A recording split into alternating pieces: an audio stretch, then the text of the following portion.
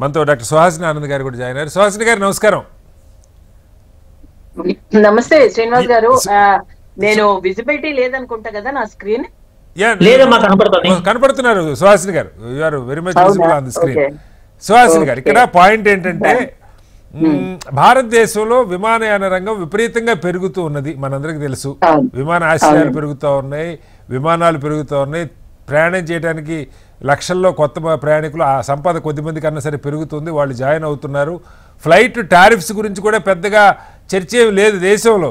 ఏదో ఆ dynamic pricing అంటారు, దాని ఇష్టం జనం వాళ్ళ ప్లానింగ్ని బట్టి కొంత ముందు చేసుకున్న వాళ్ళు తక్కువ వస్తుంది, అప్పటికప్పుడు చేసుకుంటే ఎక్కువ. దాని మీద ఏం ధర్నాలు లేవు, రాస్తారోకోలు లేవు రోడ్ల మీద. మనందరికీ తెలిసేది బస్ టికెట్లు పెంచితే వామపక్షాల్లో రోడ్డు మీదకి వచ్చి ధర్నా చేస్తారు, కానీ విమాన టికెట్లు పెంచితే కూడా ఎవరు అడగరు. ఇంత సౌలభ్యం ఉన్నా, ఇంత డిమాండ్ ఉన్నా కూడా, సుహాసిని గారు, ఇంత డిమాండ్ ఉన్నా ఈ దేశంలో ఎందుకని ఇప్పటిదాకా సరిపడినంత మంది పైలట్లను తయారు చేసుకోలేకపోతున్నాం, సరిపడిన విమానాలు తెచ్చుకోలేకపోతా ఉన్నాం? మార్కెట్ మొత్తం ఒకళ్ళిద్దరి చేతుల్లోనే ఎందుకు ఉన్నది? 2 ఏళ్ల నుంచి ఈ నియమాల గురించి చర్చ జరుగుతూ డ్రాఫ్ట్ రెడీ చేసి నోటిఫికేషన్ ఇచ్చి కోర్టులు ఇన్వాల్వ్ ఇంత జరుగుతున్న చీమ కుట్టినట్టు ఆ సంస్థ ఎందుకు వ్యవహరించలేదు కనీసం? ఎందుకు వాళ్ళకే మళ్ళా 6% మొన్న ఈ డిసెంబర్లో 6% ఎక్స్ట్రా నడుపుకోవచ్చని వాళ్ళకి ప్రత్యేక, వాళ్ళ షార్టేజ్ మనకు అర్థమవుతూ కూడా 6% ఎక్స్ట్రా నడుపుకోవచ్చు వింటర్ కాబట్టి వాళ్ళకి ఎందుకు ఇచ్చారు? ఇవాళ ఎండ్ ఆఫ్ ద డే దేశం మొత్తం నిలిచిపోయేలాగా ఎకానమీ, మనం చెప్తున్న ఎకానమీ $5 ట్రిలియన్ మరొకట, అది నిలిచిపోయేలాగా పరిస్థితులు. ఢిల్లీలో confederation of trade and industry వాళ్ళు మీటింగ్ పెట్టి చెప్పారు, ఈ వారం రోజుల్లో ఒక్క ఢిల్లీ నగరానికే 1000 కోట్ల నష్టం అని చెప్పి. ఈ లెక్కన దేశం మొత్తం ఎంత నష్టపోయింది, ఎంతమంది వాళ్ళ పనులు వాయిదా వేసుకున్నారు, ఎవరిని బాధ్యులు చేస్తారు? సుహాసిని గారు. శ్రీనివాస్ గారు నమస్తే. ప్యానెల్లో ఉన్న పెద్దలకి నమస్కారం. ఇక్కడ చాలా ఇంపార్టెంట్ డిస్కషన్ ఇది, ఎందుకంటే ఇది మనకి మీరు అన్నట్టుగా ఎన్నో సర్వీసెస్ పెరిగాయి. అందులో ఇప్పుడు ఒక సామాన్యుడు కూడా ఫ్లైట్ లో తిరిగే స్థాయికి ఎదిగాడు మన భారతదేశానికి. రాను రాను అసలు ఈ మధ్య కాలంలో ఒక రకంగా మీరు కనుక అబ్జర్వ్ చేసినట్లయితే ఎయిర్పోర్ట్స్ కూడా మనం రైల్వే స్టేషన్ లో ఉన్నామా ఎయిర్పోర్ట్ లో ఉన్నామా అన్న ఫీల్ వచ్చింది చాలా మందికి. సో అంటే అంత మంది ఈ ఎయిర్పోర్ట్స్ కి వచ్చి, అంటే ఫ్లైట్స్ లో జర్నీ చేస్తున్నారు అంటే వాళ్ళ లివింగ్ స్టాండర్డ్స్ పెరగడం. ఒక్కసారిగా ఒకటి మీరు అన్నట్టు, అంటే ఇందులో ఎఫిషియన్సీస్ ఉంటాయి, చాలా కంపెనీస్ వచ్చాయి, కానీ కొన్ని తట్టుకొని నిలబడగలిగాయి, కొన్ని తట్టుకొని నిలబడలేకపోయాయి. చాలా వాటికి మనం ఫుల్ ఫ్రీ ట్రేడ్ ఇన్వైట్ అయితే చేశాము, ఎందుకంటే ఇది లాభదాయకంగా ఉంటే ఏ కంపెనీ ఎవరు మాత్రం రారు. కానీ చాలా ఎఫిషియెంట్ గా నడిపిన దానిలో అందరికీ కూడా కొంత నమ్మకం. అంటే ఎయిర్ ఇండియా తర్వాత, ఎయిర్ ఇండియా 100% అఫ్ కోర్స్ అది ఇంత ముందు ప్రభుత్వం నడపడం, ఆ తర్వాత మళ్ళీ అది పూర్తి స్థాయి మనమే, government is not to do business అన్న ఒక దానిలో ఒకటి, అందులోనూ కొంత అథారిటేటివ్ గా, కొంత రిలయబుల్ గా టాటా గ్రూప్ తీసుకోవడం కూడా చాలా స్టేబుల్ గా కూడా జరిగింది. తర్వాత ఎన్నో స్పైస్ జెట్స్, అంటే మనం ఇప్పుడు పేర్లు ప్రస్తావించడం పేర్లు మూతపడ్డాయి చాలా ఉన్నాయి. ఎయిర్ సహారా దగ్గర నుంచి కింగ్ఫిషర్, జెట్ ఎయిర్వేస్ ఇవన్నీ మూతపడ్డాయి. ఎందుకు మూతపడ్డాయో పెద్ద మనకు తెలియదు వివరాలు. అంత పెద్ద వాటి గురించి కాదు, చిన్న చిన్నవి డొమెస్టిక్ ఫ్లైట్స్ గురించి నేను మాట్లాడుతున్నాను. సరే ఇంటర్నేషనల్ ఫ్లైట్స్ వదిలేసేయండి, అవి ఏమున్నా సరే అవి it's between bilateral both countries మధ్యలో ఆ ఎఫిషియన్సీ అది వేరు. నేను అన్నది I'm talking about domestic airlines.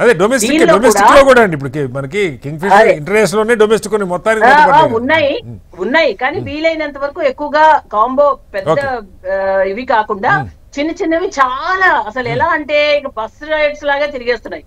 దానిలో గతంలో ఇప్పుడు సేఫ్టీ అండ్ సెక్యూరిటీ విషయానికి వచ్చినప్పుడు, అంటే టైం కి ఎంత రష్ గా ఉన్నా సరే టైం కి ఎక్కడ డిలే లేకుండా వెళ్లేది ఇండిగో.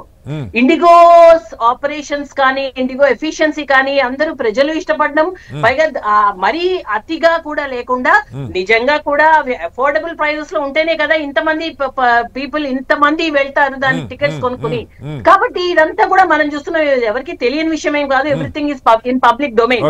అండ్ ఇంకొకటి ఏంటంటే సేఫ్టీ అండ్ సెక్యూరిటీ విషయానికి వచ్చినప్పుడు గతంలో కూడా 36 hours ఉండడం, and night time 12 AM to 5 AM ఉండడం. కానీ తర్వాత ఇంకొంచెం అంటే ఏంటిది ఇంకొంచెం సేఫ్టీ సెక్యూరిటీ ప్రజల కోసం అన్నది ఒక మనం కొత్త రూల్ ఒకటి సెంట్రల్ గవర్నమెంట్ కూడా వాళ్ళు డిసైడ్ చేయడం, దానికి ఒప్పుకోవడం. అంటే 10 PM to 6 AM ఏదైతే నైట్ టైమింగ్స్ కింద కొంచెం మారాయో దాంతో గతం కన్నా ఒకటి ఇమీడియట్ గా పైలట్స్ ని రిక్రూట్ చేసుకోవడానికి దానికి చాలా ట్రైనింగ్ ప్రాసెస్ అవి కూడా కావాల్సి వస్తున్నాయి. But what ever it is అండి, యాజ్ ఆఫ్ నౌ ప్రజలు ఒక్కసారి ఇబ్బంది పడిపోవడం. సరే సుహాసిని గారు, ఇక్కడ నా పాయింట్ ఏంటంటే ఇదేదో పండగ సంక్రాంతికి రైళ్లకి ఎగబడుతున్న పరిస్థితి కూడా ఏమి కాదు. విమానాలకి మనకు తెలుసు, రైళ్ళకి బస్సులకి ఊహించని విధంగా జనం వచ్చి అక్కడ పడి ఇవన్నీ ముందు అడ్వాన్స్గా బుక్ చేసుకొని ఫ్లైట్ ఉంటేనే బుక్ చేసుకుంటారు. ఫ్లైట్ లేకుండా రైల్వే స్టేషన్కి ఎయిర్పోర్ట్కి ఎవరు రారు కదా, మనకు తెలుసు కదా. ఇక్కడ నేను అంటున్నది వాళ్ళు ఈ రూల్స్ కొత్తగా, మన చర్చ ఏంటంటే ఈ రూల్స్ కొత్తగా పెట్టినవి కాదు, 2 ఏళ్ల నుంచి దీని మీద చర్చ నడుస్తున్నది. 6 నెలల ముందు నుంచి ఇంప్లిమెంట్ స్టార్ట్ అయింది, జూలై 1 నుంచి. నవంబర్ 1 నుంచి సెకండ్ ఫేజు కొత్త రూల్స్ కూడా 1 మంత్ చక్కగా ఇంప్లిమెంట్ అయింది. ఎందుకు డిసెంబర్ 3 నుంచి కథ అడ్డం తిరిగింది? అక్కడ పాయింట్. అది స్ట్రిక్ట్ రూల్స్. ఎందుకంటే మనకి సేఫ్టీ అండ్ సెక్యూరిటీ ముఖ్యం. మెల్లిగా మనం ఇంప్లిమెంట్ చేస్తారేమో, వాళ్ళు అన్నిట్లోనూ కూడా కొంత టైము అవి సమయ పాలన అవన్నీ కూడా చూస్తున్నారు కదా అని వాళ్ళకి గుడ్ గ్రౌండ్స్ లో వాళ్ళకి కొంత టైం, ఎప్పుడైతే కొంత టైం ల్యాప్స్ అవుతుందో they are not at all following the rules అన్నప్పుడు కొంత స్ట్రిక్ట్ గా అక్కడ ఇంప్లిమెంట్ చేయడం జరిగింది. దానిలో ఒక్కసారి జర్క్ వచ్చింది. అది వెంటనే అదే ఓవర్ నైట్ అది సాల్వ్ చేయలేక అదేమైంది, అన్ని ఒక్కసారిగా స్టాప్ అయిపోవడం 1000 పైన. యా, అది ఒకటండి. వెంటనే ఎయిర్పోర్ట్ ఏవియేషన్ మినిస్ట్రీ కూడా దాన్ని ఎందుకు ఇప్పుడు కొంత దానికి ఇచ్చే లెవరేజ్ వచ్చింది అంటే ముందు ప్రజలని ఇబ్బంది చేయకుండా. నెక్స్ట్ ఏంటంటే మీరు మనం అనుకున్నట్టు అసలు దీని తర్వాత ప్రోస్ అండ్ కాన్స్ ఏంటి, ఇది ఎందుకు ఇంత ఈ నెక్స్ట్ మనం ఎప్పటికైనా సరే ఇటువంటి ప్రమాదం రాకపోలేదు. సో నెక్స్ట్ మనం ఏం చేయాలి అన్న దాని మీద థింక్ ట్యాంక్ ఉందండి. అంత ఈజీగా ఏ ఇష్యూ కూడా అన్సాల్వ్డ్ గా ఇక్కడ మనకి ఇండియాలో లేదు. ఎందుకంటే ఎన్నో మహమ్మారి 2014 నుంచి ఆ మహమ్మారిని గతంలో జరిగిన ఆ ఒక misuse and misutilisation of everything కూడా మనం కరెక్ట్ చేసుకుంటూ వస్తున్నాం. So we can one on one stabilize అవుతోంది, స్ట్రీమ్ లైన్ అవుతోంది. కాబట్టి ప్రజలు అంత బాగా మనకి ఎన్డీఏని పట్టం కడుతున్నారు. ఇక్కడ పట్టం కట్టారా? నేను అనేది ఒకటే, నా ప్రశ్న ఒకటే సుహాసిని గారు. పాయింట్ ఏంటంటే ఇంత స్పష్టంగా ఇది కనపడుతున్నా మనకి దాదాపు 63 ఇవాళ ఒక చర్చ అయితే చాలా దాదాపు ఓపెన్గా వైరల్గా జరుగుతున్న చర్చలు 2 పాయింట్లండి. ఇంటెన్షనల్గానే ప్రభుత్వం నిజంగా కూడా ఇంక 4 రోజులు పోతే ప్రభుత్వం మీద భారీగా వ్యతిరేకత వస్తుంది కాబట్టి నియమాలు సడలించుకోక తప్పదు. ఇప్పటికే వెనక్కి తీసుకున్నారు, పెట్టిన నియమాలు వెనక్కి తీసుకున్నారు. ఫిబ్రవరి 10 దాకా టైం ఇచ్చారు వాళ్ళకి, అయినా సెట్ కావట్లేదు. నెంబర్ 1.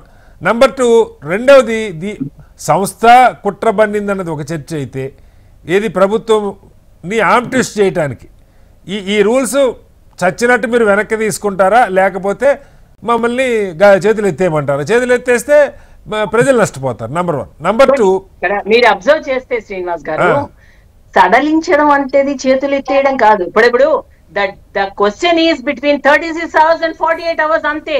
సో 48 hours ఉన్న స్ట్రిక్ట్ రూల్ ని మళ్ళీ back to 36 hours. 36 is also safe. But మనం ఇంకొంచెం ఎక్స్ట్రా లార్జ్ సేఫ్టీ మెజర్స్ తీసుకోవడానికి స్ట్రిక్ట్ రూల్ పెట్టాం అంతే తప్ప బెండ్ అవ్వడం కాదు.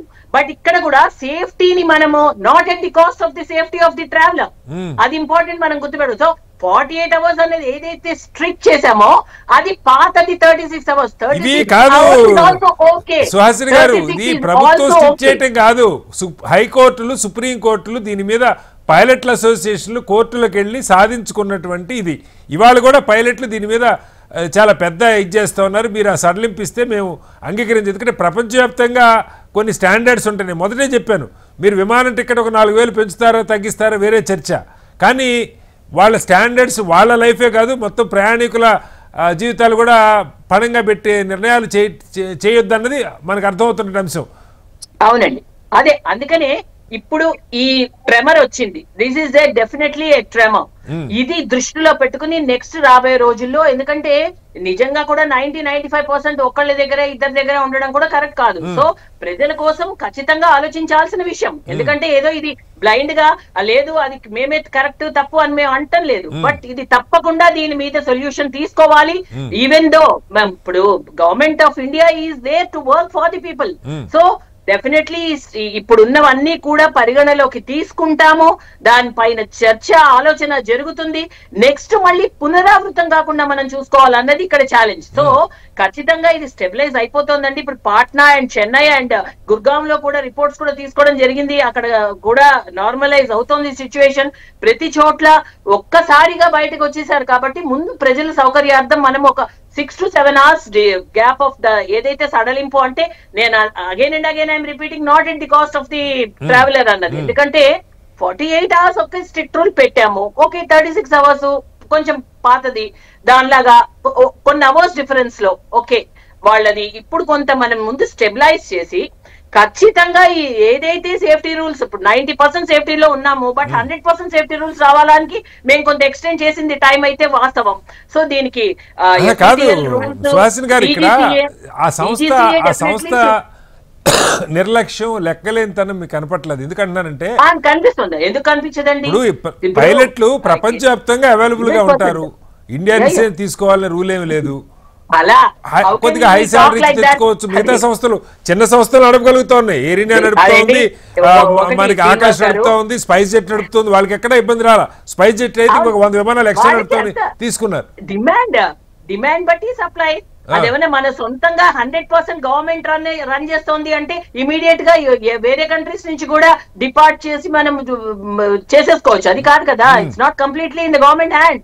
అది ప్రైవేట్ పార్ట్నర్షిప్ లో కూడా జరుగుతుంది. కాబట్టి వాళ్ళకి they have to take the decision. And hot patch గా వాళ్ళు కూడా ఎలా పడితే అలా తీసుకోలేరు. ఎందుకంటే మళ్ళీ వాడు అవతల పైలట్ ట్రైన్డా, properly stick to the rules and regulations, ఇవన్నీ కూడా వాళ్ళ భయాలు వాళ్ళకి ఉంటాయి. శ్రీనివాస్ గారు, ఏదో వచ్చేసిందని మనం డిమాండ్ వచ్చేసిందని ఎట్లా పడితే అట్లా మనం తీసుకోలేం కదా. Quality control and quality check should be there, even pilot అయినా సరే. సో అవన్నీ కూడా పరిగణలోకి తీసుకుని కాదు సుహాసిని గారు, ఈ వంకతో ఈ మాటతో పైలట్లు ఎలా పడితే అలా తీసుకుంటారో అని ఎవరూ చెప్పరండి. ఖచ్చితంగా ఆ నామ్స్ మెయింటైన్ చేసే వాళ్ళనే పైలట్ శిక్షణ పొందిన వాళ్ళు, ఈ పర్టికులర్ విమానాలు నడపగలిగిన వాళ్ళు ఆ ట్రైన్ అయి ఉంటారు. చిన్న సంస్థలు తీసుకోగలుగుతున్నాయి. ప్రపంచంలో ఎక్కడా ఎప్పుడు ఇలాంటి సమస్య అయితే ఉద్భవం నేనైతే చూడలేదు. ఇందాక కాళిదాస్ గారు కూడా చెప్పారు, వాతావరణమో లేకపోతే యుద్ధమో వస్తే విమానాలు ఈ స్థాయిలో రద్దు అవుతాయి తప్ప ఆపరేషనల్ కారణంగా ఇలాంటి పరిస్థితి నడపరాకపోతే మూసేసుకొని వెళ్తారు తప్ప ఇంతగా ప్రజలు ఇబ్బంది పెట్టరు. కాదండి, కాదు శ్రీనివాస్ గారు, ఇక్కడ one more point, sticking to the norms of that particular company. ఒక్కొక్క కంపెనీకి కొన్ని నార్మ్స్ ఉంటాయి, వాటికి వాళ్ళు ఓకే చెయ్యాలి కదా. ఎప్పుడైతే ఇప్పుడు ఈ టైం ని చూసి ఇప్పటికిప్పుడు మాకు కావాలి పైలట్ అంటే వాళ్ళ కోరికలు వాళ్ళకు ఉంటాయి, వీళ్ళు ఏది పడితే అది యాక్సెప్ట్ చేయకపోవచ్చు. సో ఇది ఇప్పుడు డిమాండ్ బాగుంది కదా, మేము ఏదైనా సరే మేము డిమాండ్ చేయొచ్చు అన్న ఒక ఉద్దేశంలో ఎన్నో ఉంటాయి. ఇట్ ఈస్ ఫైనలీ బిజినెస్ వాళ్ళకు కూడా. కాబట్టి ఇటువంటిది ఒక్క 2 చేతుల్లోనే ఉండకుండా దీనికి కొంత మల్టిపుల్ ఆప్షన్స్ ఉండాలి.